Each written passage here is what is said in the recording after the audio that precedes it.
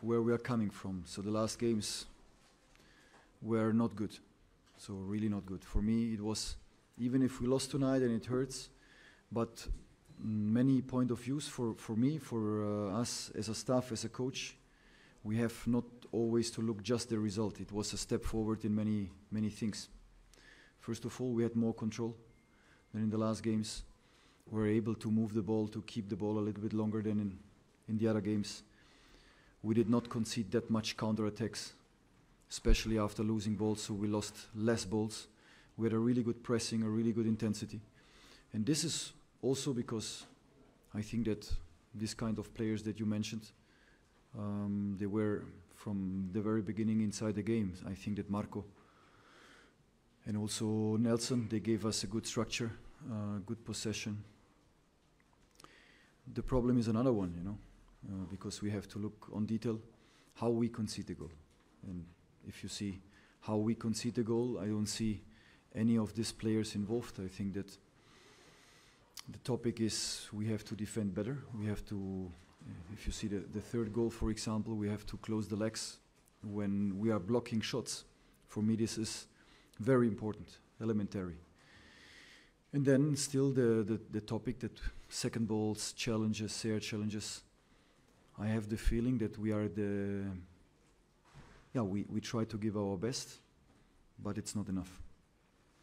Just not enough. We lose many challenges, second balls, air duels, and that's a problem. That's a problem. Öncelikle nereden geldiğimize bakmamız gerekiyor. Son maçlarımızda iyi değildik, hatta hiç iyi değildik. Evet, bugün mağlup olmak canımı yaksa da ben ve ekibim olarak pek çok farklı açıya da bakıyoruz. Sadece sonuca bakmıyoruz ve aslında pek çok konuda bir adım ileri attık diyebiliriz. Mesela bugün oyunu daha fazla kontrol edebildiğimizi, geçmiş maçlara göre topu daha fazla tutabildiğimizi düşünüyorum. Ve geçmiş maçlardaki olduğu kadar çok kontratak yemediğimizi düşünüyorum. Daha az top kaybı yaptığımızı ve baskı şiddetinin iyi olduğunu düşünüyorum. Bunları yapmamızın sebebi de bu bahsettiğiniz oyuncuların o pozisyonlarda oynaması olduğunu düşünüyorum. Hem Marco hem Nelson çok iyi top tutmamızı sağladılar. Bugünkü problem farklıydı. Bugünkü problem golleri nasıl yediğimizdi. Eğer yediğimiz gollere bakarsanız bu saymış olduğunuz oyuncuların pozisyonu onlarla bir alakası olmadığını görürsünüz. Ama daha iyi savunmamız gerekiyor. Tıpkı 3. golde olduğu gibi şutları engellememiz gerekiyor. Bu benim için çok önemli. Bu benim için temel bir unsur, şutları engellemek. Aynı zamanda ikinci topları ve ikili mücadeleleri kazanma problemimiz devam ediyor. Şu düşünceye sahibim, evet, takım elinden gelenin en iyisini yapıyor ama bu yeterli değil. Çünkü belirtmiş olduğum gibi çok fazla ikili mücadele kaybediyoruz ve ikinci topları kaybediyoruz, kazanamıyoruz. Problem bu benim için. The first game is not now the end. Of course we wanted another result, but everything is open. But we have to improve. Henüz bunu söylemek için çok erken. Önümüzde daha çok maç var. Bugün oynamış olduğumuz ilk maç bir son değil bizim için. Her şey hala ortada ama daha gelişmemiz gerekiyor muhakkak. We lose the duels. 1-1, speed, challenges, power. You see the games, no? You see the games. It's difficult for me to see different things. First of all. Second, we have to improve step by step because now I think it was really the first time I saw one step forward in some details, like the structure, we kept the ball, everything I told you. But the way we concede goals, it's really hard to accept, I have to say. Really hard to accept because we lose our mans inside the box, we don't block shots, we don't block crosses, we speak about, let's say, things that you should have, you know. We don't have the time to speak about this kind of details and to train, especially to train. We can't train it. You must have it. You must just do it. You know. Face forward. Don't turn when they shoot. It's very important. Very important. İkili mücadeleleri kaybediyoruz. İkili mücadelelerdeki gücümüz ve hızımız yeterli değil. Sizler de görüyorsunuz aslında benim için bu durum zor bir durum ama adım adım gelişmemiz gerekiyor. Bugünkü maça baktığımız zaman ilk defa en azından bazı konularda ileriye bir adım attığımızı gördüm. Hem saha içerisindeki pozisyonumuz anlamında hem topu daha fazla tutma anlamında. Ama golleri yeme biçimimiz benim için kabul edilebilir değil. Kabul etmesi çok zor benim için. Ceza sahası içerisinde adam kaçırıyoruz. Ortaları ve şutları engelleyemiyoruz ki bunlar zaten takımda olması gereken şeyler. Çünkü bunları konuşacak ve bunları çalışacak vaktimiz yok. Dolayısıyla bunları oyuncuların zaten yapması gerekiyor. Bizlerin takım olarak bizim yapmamız gerekiyor bunları. Mesela şutta arkamızı dönmememiz gerekiyor. Bunlar çok önemli ve temel şeyler. First of all, you saw that we tried to have the structure in the center, to overload the center, to have, for example, Nene in 1-1 situations. I think that in the first half it was pretty okay. We scored. The first goal, I think we had 1-2 more opportunities. The second half, we went a little bit down on that, so we were not that dangerous anymore. But I think with players like Kerem, also Szymanski, Sebastian, we wanted to find the pockets, because there Dinamo played with 1-6 in the center, so left and right side of the 6. We put these guys with good qualities, and if there is close, is open outside. So it's pretty easy.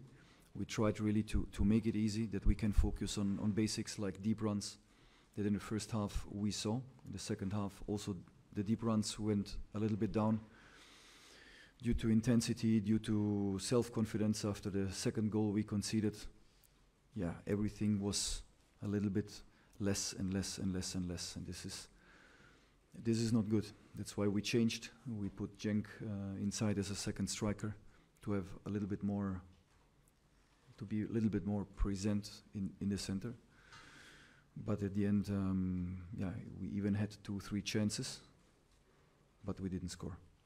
Öncelikle şunu gördük, şunu yapmaya çalıştık. Merkezde kalabalık olarak kenarda Nene'yi birebirde bırakmaya çalıştık ki aslında bunu maçın başında fena yapmadık. Golü de bulduk. Gol dışında da girmiş olduğumuz bir iki pozisyon vardı. Fakat ikinci yarıda bu düştü, tehlike yaratamadık. Aynı zamanda Kerem ve Sebastian Szymanski'nin hatlar arasında topu almasını istedik. Çünkü Dinamo tek bir 6 numarayla oynuyordu. Dolayısıyla o 6 numaranın sağ ve solunda boşluklar oluyordu. Biz de bunu planlamıştık. Topu oralarda almayı planlamıştık. Ya merkezde bu oyuncular topla buluşabileceklerdi. Eğer merkezi kapatırlarsa da kenarda boşluklar oluşacaktı. Aynı zamanda arkaya koşular yapmak istedik. İlk yarıda bunu yaptık. İkinci yarıda bu birazcık düştü. Bunun düşmesinin sebebi hem takımın temposu düştü, hem de ikinci golden sonra takımın özgüveni düştü ve ondan sonra zaten yapmış olduğumuz her şey gittikçe azaldı ki bu da iyi bir durum değildi bizler için. Dolayısıyla biz de Cenk Tosun'u ikinci forvet olarak oyuna soktuk ki merkezde birazcık daha fazla varlık gösterebilelim. 2-3 tane de pozisyona girdik ama değerlendiremedik. On this case, I don't agree. I don't think it's concentration. I don't think it's focus. The guys, they really want. They try their best, but it's not working. Just not working. And we don't speak about things that you can't change. I think that these are things that we have to speak about. We have to show. We have to show videos. We have to speak about it. Because, as I told you, time for training sessions we don't have. That's why it must work like this. But it's not a lack of concentration. I think the last game we can speak about it, yes, especially second half. But this game I don't see a lack of concentration. I have to say the team put everything inside. Bu dediğinize katılmıyorum. Takımın konsantrasyon veya odakla ilgili bir problemi olduğunu düşünmüyorum. Oyuncular çok istediler, ellerinden gelenin en iyisini yaptılar ama olmadı. Ki bunlar değiştirilemez şeyler değil. Kendi aramızda konuşmamız gerekiyor. Video analizler yapıp oyunculara göstermemiz gerekiyor. Çünkü antrenman yapacak vaktimiz yok. Dolayısıyla bu durumu böyle çözmemiz gerekiyor. Ama ben bugün konsantrasyonla ilgili bir sıkıntı olduğunu düşünmüyorum. Bir önceki oynadığımız maçta evet bunu söyleyebiliriz. Özellikle ikinci yarıda, ama bu maçta o şekilde bir konsantrasyon eksikliği olduğunu düşünmüyorum. Çünkü oyuncular her şeylerini verdiler. Yeah, we were surprised that he was a starter, even if we took in consideration that he could start. But